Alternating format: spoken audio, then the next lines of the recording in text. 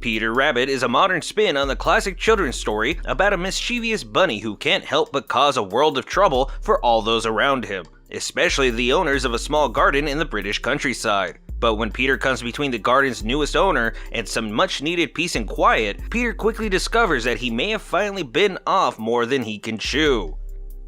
Greetings, Cinemaniacs, I'm Cinematico Magnifico of AmoralCrackpot.com, and welcome to the Nightly Chill. Peter Rabbit from director Will Gluck, the same man who brought you movies like Easy A, Friends with Benefits, and the recent remake of Annie, is not a good movie. Now, there is certainly a lot to enjoy about the movie. In fact, most of the individual parts of the movie are enjoyable in and of themselves. The performances of the movie's live-action leads, Domhnall Gleeson and Rose Byrne as neighbors Thomas and Bee, are charming and lovely. The vocal performances of its animated cast, which include notable names such as James Corden, Daisy Ridley, and Margot Robbie, are sharp, witty, and always with the right amount of warmth you'd expect from a group of adorable animated bunnies.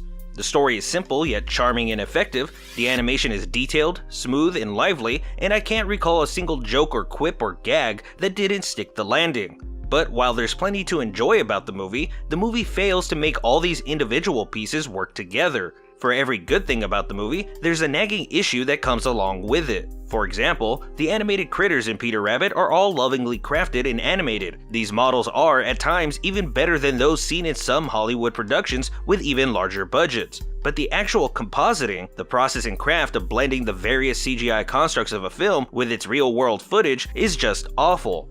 At no time do any of the CGI animals believably exist in the world they're supposed to occupy. They look and move impressively realistic enough, but they also often look like they're just thrown over the footage with little to no attempt to make it look like they're interacting with the environment or flesh and blood actors. Perhaps this was a matter of not enough time and money to make it all work, but whatever the case, it still remains a persistent, annoying stain on a movie that is otherwise lovely to look at. In fact, the clashing of incompatible parts plagues every corner of the film. The CGI is beautiful, the footage is beautiful, but the two together is an eyesore. The designs of the animals are photorealistic, impressively so, but they also wear clothes and talk and act like cartoon animals. Even the comedy is this contrast of clean, general audience-pleasing silliness and something more Python-esque. On the surface, this is a quaint children's film adapted from a quaint children's story. It's cute, it's sweet, it's simple. This is a movie with a bright, rich color palette, a positive message, and characters who act like they're in a cartoon. Big gestures, over-the-top speech patterns, and even taking cartoonish amounts of punishment. At times, it's almost like watching an old Bugs Bunny short, only this time Bugs and Elmer Fudd are speaking with a British accent. But at the same time, Peter Rabbit is also a movie that very much wants to be a self-aware comedic take on a well-known story, one in which the humor is skewed towards the now-grown readers who read the book as children, because while the world of the humans is big and bright and silly, Peter and company are all dry wit and pithy comments.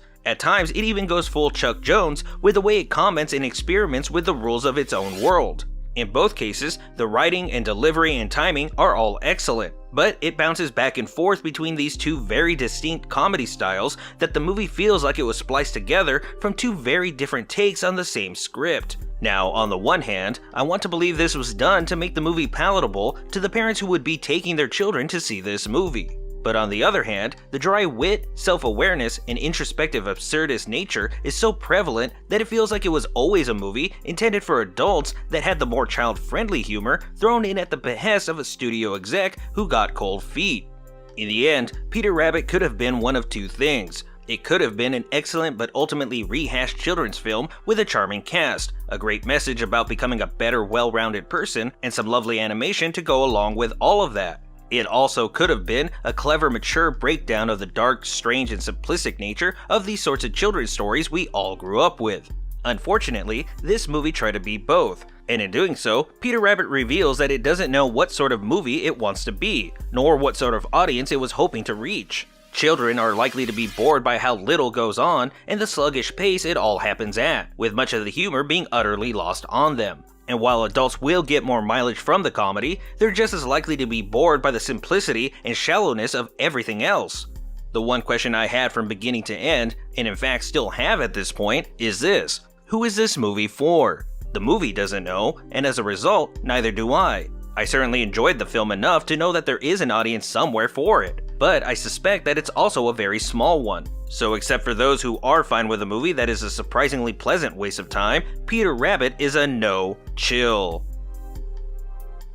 That's going to do it for this episode of the Nightly Chill. As always, this show is brought to you in part by our fans. If you enjoyed the show, please be sure to subscribe, like, follow, and share. And if you'd like to find even more reviews, or perhaps learn how to support the show, please visit amoralcrackpot.com. Finally, The Nightly Chill is written, voiced, and produced by me, Steve Arviso. Agree or disagree with today's review? Let me know however you can. But until next time, y'all need to make like a tree and get out of here.